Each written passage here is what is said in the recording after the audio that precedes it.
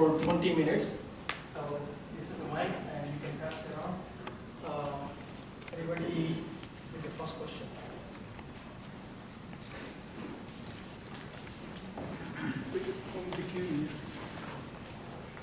You can form the queue here for the question.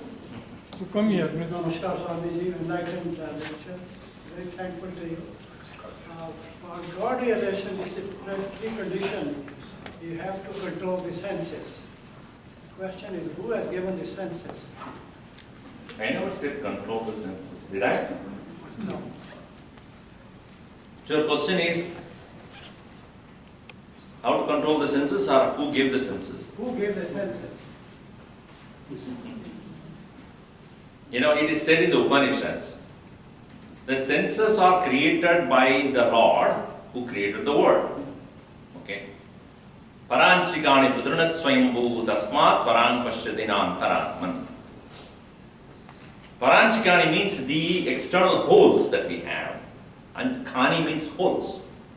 So these external holes that I have, eyes, ears, nose, tongue, skin, all these, Vedranat created, Swayambhu, the Lord, Tasmat, therefore, Parang Pashyati, therefore you see outside, Na Antara. So the experience of the world happens through the senses. And the creation as such is something to be perceived.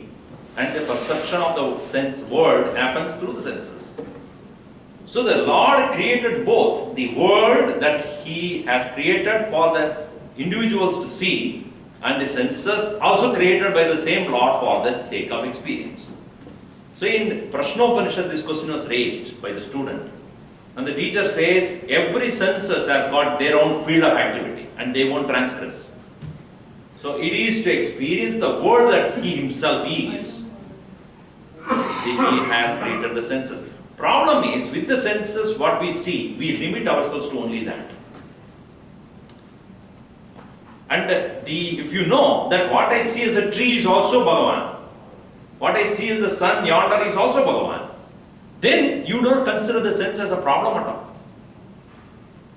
The control of senses comes because we do not know how to not to stop them in going in diverse experiences. So control of the senses is not prescribed in the Vedanta. They say, master your senses. See, it's like when you're driving a car, do you control your car? It appears to be so when you're in the beginning stages. In the beginning stages, when you're driving a car, you are so afraid. And more afraid are the people outside. So, when you are driving, you are so much under tension because you do not know. You have to drive the car and look at behind, and there's a mirror here, and then a brake, and then the accelerator, so many things to do. But once you have become a master of driving, you can sing a song, you can blame your wife and scold her in the while. So you can do all those things, but at the same time you are able to do it. So in the same way, in the beginning stages, it is hard for us to not to get attracted to the world. Whatever is presented there, it is so engrossing or indulging. But then a master comes there who has become so established, he will enjoy the same world. Yogarato va, bhogarato va, sangarato va, sangavihina, yasya brahmani ramate chittam, nandadi nandadi nandati. So whether he is in the company or nobody, whether he is in the company of good people or bad people, a master of this knowledge is not afraid of the senses. Yeah. I have just one, probably there are two questions. You use the word mumuksha, that I would like you to consult me about. Secondly, you use the word last word was awareness. Does awareness means both consciousness and light, or is it something different? Okay. So mumuksha, the very word, is Sanskrit used as moksha, moktum ichuhu mumukshuhu. That's the definition. He who likes to be free. The freedom, we are not talking about the freedom of words and freedom of expression. We are talking about freedom from the mind, freedom from the limitations of the mind, to be precise. what the mind dictates, I didn't need to be the one who's doing it. The mind seeks various gratifications. So a mumukshu must be one who seeks freedom from the shackles of the mind, emotions and feelings and its own prejudices and likes and dislikes and moods. That is mumukshu. That's the first one. So one who has decided to be free in this way cannot find any external means to do it. For learning something to do or doing something will not make me free. So he wants to go to a teacher who is already free, ask him the secret of how to be free. And the teacher teaches him the means to do that. So it is again not an action, it is understanding. It's like our Swami Chinmay used to give an example of, there was a small ashram or a place where the teacher was teaching. And usually after the first morning session, the students will take all the cows and go for grazing.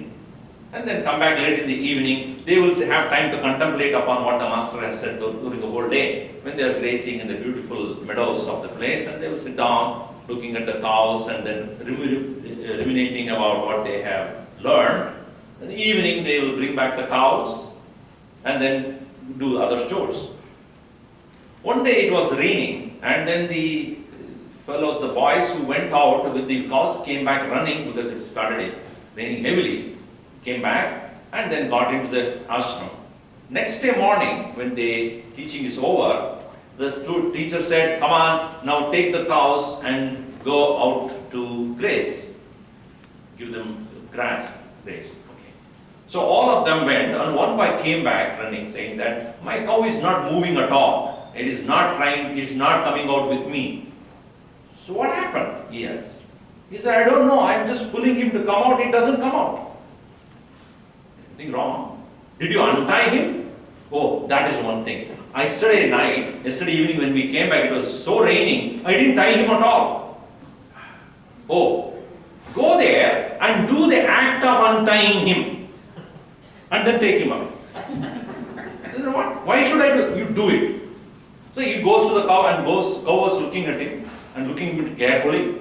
He goes there next to the pole. He made the act of untying. Even though it was not tied. Then the cow came with him. It was quite interesting for him. And then the student went for grazing and came back in the evening, and he asked, why is he behaving like that? Because he said, every day he comes back in the evening and you tie him. So in his mind it is already tied. So therefore you have to do the act of untying, and then only it will feel free. In the same way, we have a notion of being bound by this body, by this mind, etc.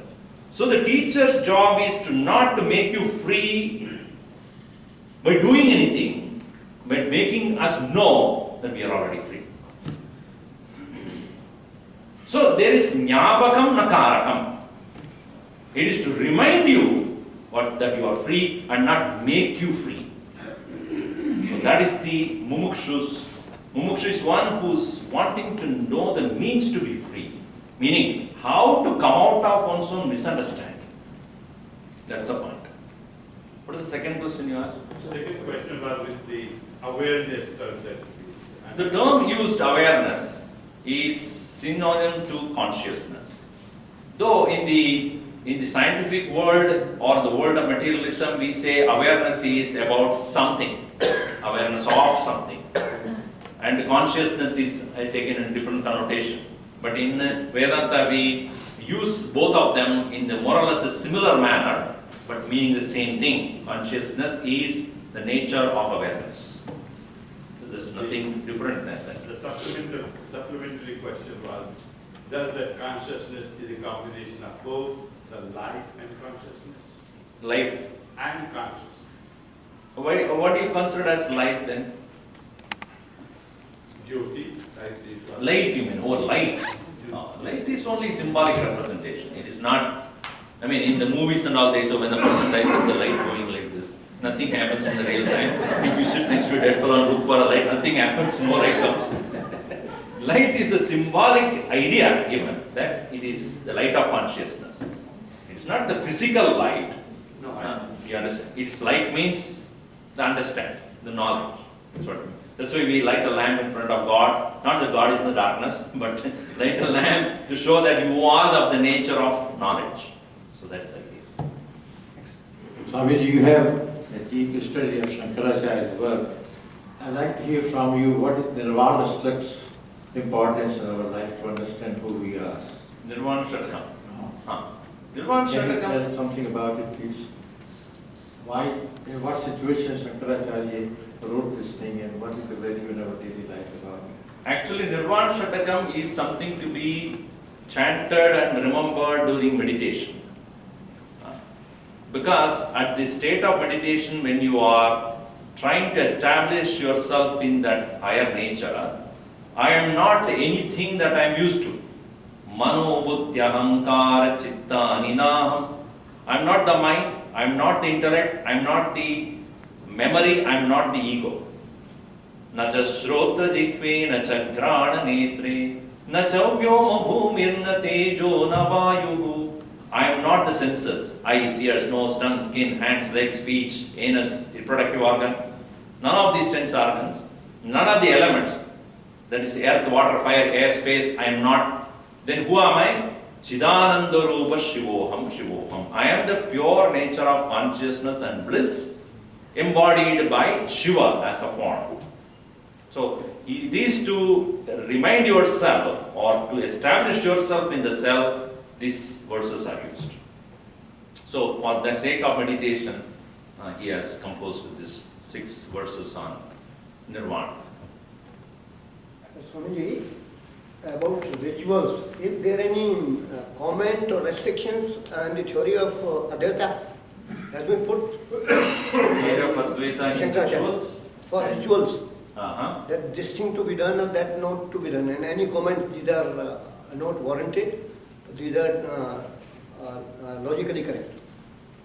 Rituals To come as on the theory of Advaita, that this is the correct truthfulness.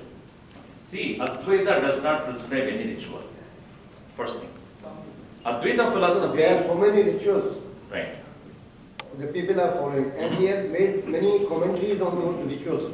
No. Shankaracharya did not write anything on rituals. On these Buddhism and Hinduism, he studied those things and found many rituals and then commented. No, what I am saying is, Chittasya Shuddhaye Karma Navastu Upadabdhaye. He says that for the purity of mind alone is rituals are required and not to gain absolute truth.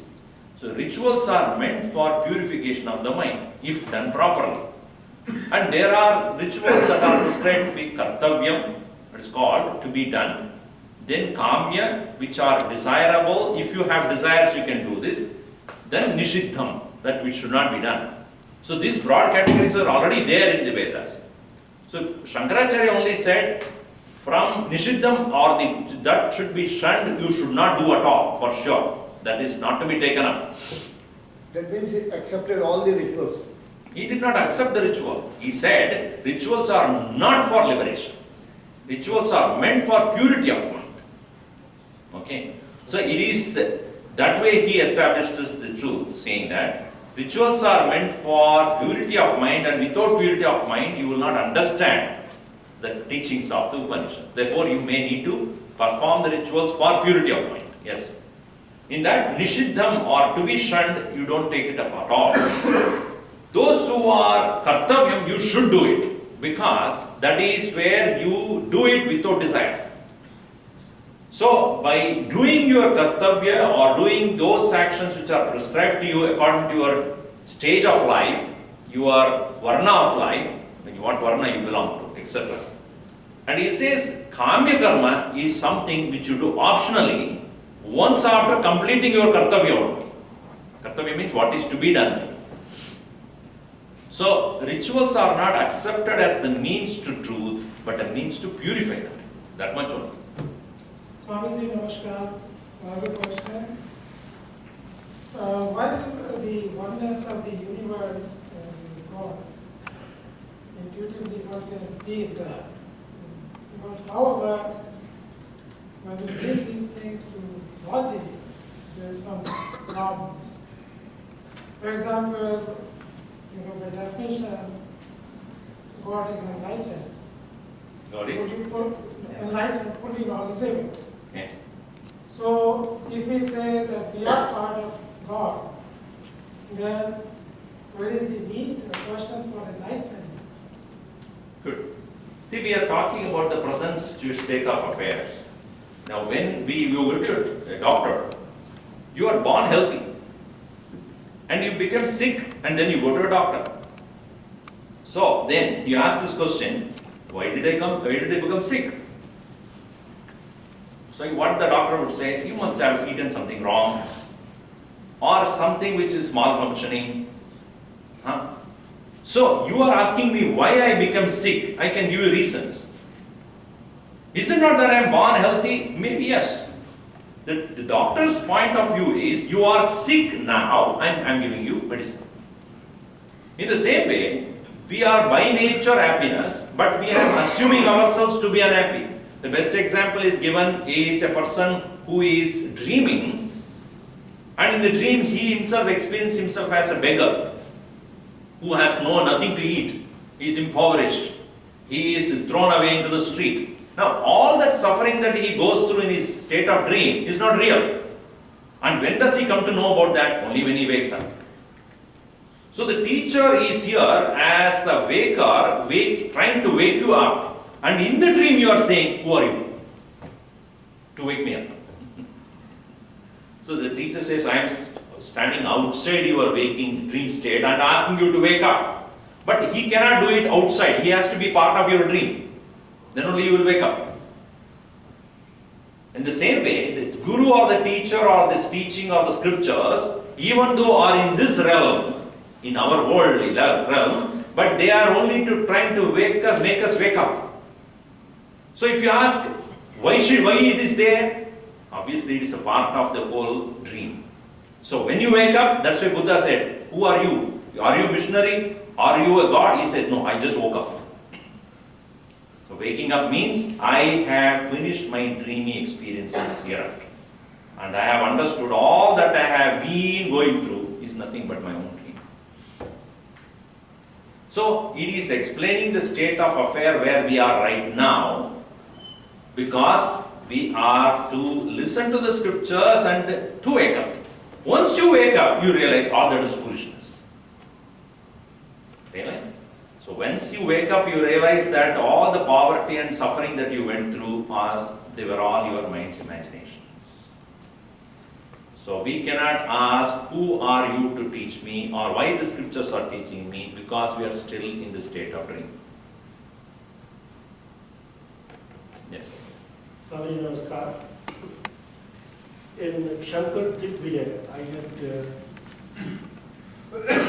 Shankaracharya had so many shastras with very dignified Swamis, whereas the wife of one of the Swamis, I think her name was Bharatiya, she put in a question about the sex life which he has never enjoyed.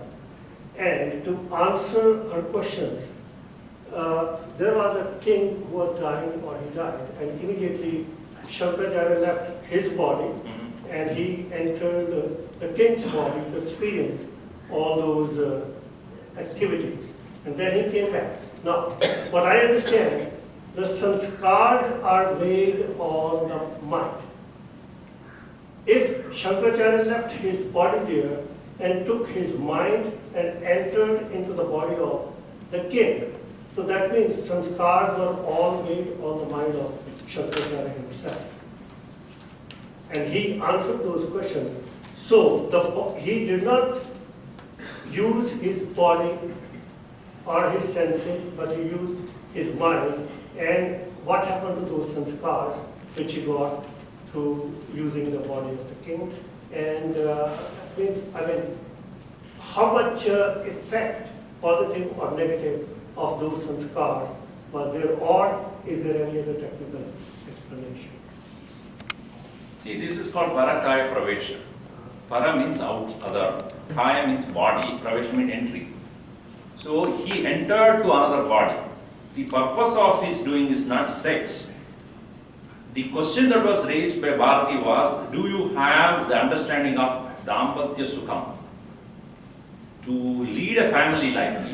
She never explicitly asked for anything sensuous.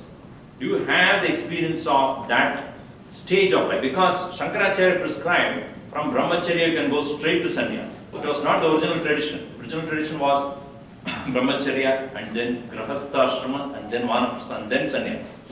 He took a shortcut there. So that's why she asked, do you have the experience of this?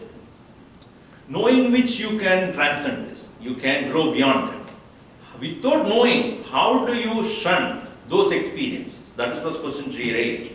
So he said, yes, you are right. But I know that is also limited.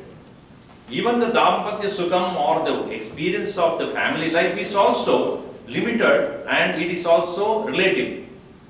And this is to be established. So you don't know about that. He said, yes, I will tell you after I experience it. So then he went into the body of the king, and there also he did not engage in any of those things which you are talking about.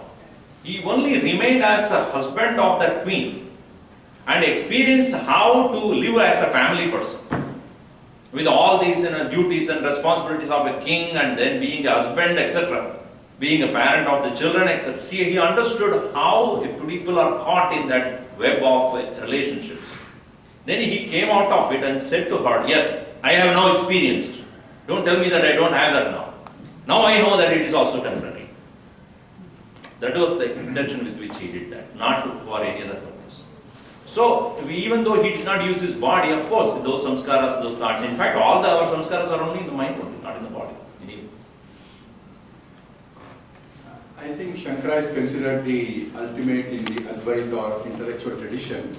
However, when we hear about the charm, the four mathas of Shankara, typically the imagery that is evoked in our mind is a place which seems to be full of rituals and probably relatively very little to do with the intellectual tradition. So this is more in the course of the time that happened, or there are some two different dimensions that may explain this? Gurudev had a very strong opinion about that, and he himself said that the present day mutts are not strictly adhering to what Shankaracharya really wanted. Most of the Matadipatis are just staying there and doing nothing other than establishing their own administrative status. They are supposed to get out and then start going to people and talking to them about that. That's what he did in his life. That's why he said he pretty much followed what Shankaracharya did, and most of them are not doing that. Secondly, to a larger extent, people who are of the world require a certain amount of conviction. Let us say that if there is a police officer, if I come to you with this trust and I say I am a police officer, will you believe? You want to see me with that black dress and the metal here, there, and then all those things with the cap and the gun both sides and then standing like this. Then you may believe that I am. Right? So in the same way, the gullible people, common man, does not accept somebody as an authority of scriptures unless he or she is seen engaging in something which proves him to be so. Gurudev always said that I am not a Rudrakshamala-dhari and with all the religious things and talking to you in the language which you don't understand. I talk to you the language which you understand so that you know what I am talking about. So, but most people would like the Swamis or the so-called Shankaracharya to be a person who is doing all these rituals. It is therefore to convince the people that I am doing the right thing. It is unfortunately it is necessary for those Shankaracharyas to do that, because that is how people will believe. Often Gurudev has said that Chamatkar ke bina samaskar nahi milega. Unless you show miracle, people don't believe you. And so people believe in miracles. People believe in people who are doing something extraordinary or out of ordinary. And then they believe you are somewhat connected to God. How many of them do you think will believe when it is given as a logical treatment of the subject? No. Show me something. Show me some chamatkar. So it is so unfortunate that we have come to that level of our perception. We want people to do rituals. We want people to do something which is not the ordinary person does. Then we say, oh, he's a God man. There are people who believe. One person came to me and said, Swamiji, there is a Baba there in some place nearby here. And said that he's a great Baba. I said, how do you say that? Because he's not spoken for 25 years. How does 25 years of not speaking make a Baba? Tell me. And later on they found that he can never spoke. He never had his ability to speak.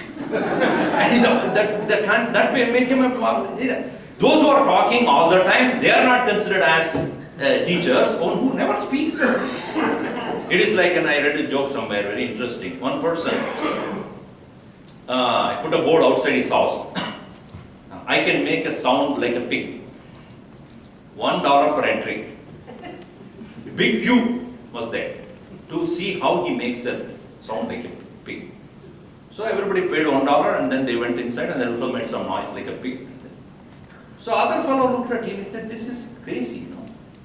He put another board opposite to this house. He said, there is a real pig here.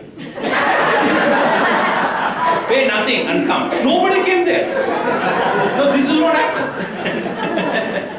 We want something peculiar to see. And they believe in that.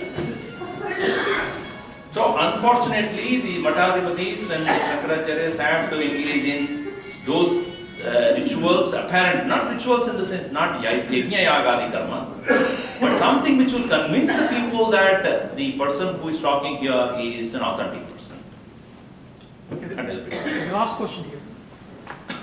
Pranam. Sri Shankaracharya ji has established those mathas and whatever work he did, if he wasn't there, the Hinduism would not have survived. That's what I feel after. Was there any word, and Hindu Dharma is Sanatana Dharma, but Hindu word is nowhere in his scriptures. Is that correct? Can you explain when it came into existence? Please? See, it is said that Sanatana Dharma is the original name of this particular religious belief system. Sanatana means that which is always there. Dharma means values. So eternal values is what is referred as Sanatana Dharma. So it is said that the Britishers who came to see this culture developing very strongly in the river Sindh, so they called them as Hindus and later on it became Hindu. This is a common explanation that is given. As you rightly said, there are no references to this word in any of the scriptures. Even we don't find in Ramayana or Mahabharata, not in Bhagavatam, not in Gita, not in Upanishads, not anywhere in Vedas. So therefore, it is a recent times in the past, probably 500 years or so, this name has been coined to them. Because first thing is, Sanatana Dharma is not a religion. Religion means a thing that believes in absolute authority of God over the human beings. But in the Sanatana Dharma tradition, there is nothing called absolute God overlooking at the human beings. Because we ourselves are none other than expressions of the same thing. So, the main subject matter of Sanatana Dharma is not God. Main subject matter of Sanatana Dharma is moksha. Brahma Vidya, Brahma Jnanam, and that gives you liberation. So therefore, religion is only a part of the teaching and not the teaching. Spirituality, or how to liberate oneself from the shackles of one's own misunderstanding, that is the main subject matter here. So that being an eternal truth across the caste, color, creed and sects, and therefore there was nobody is not a Hindu, or so to say.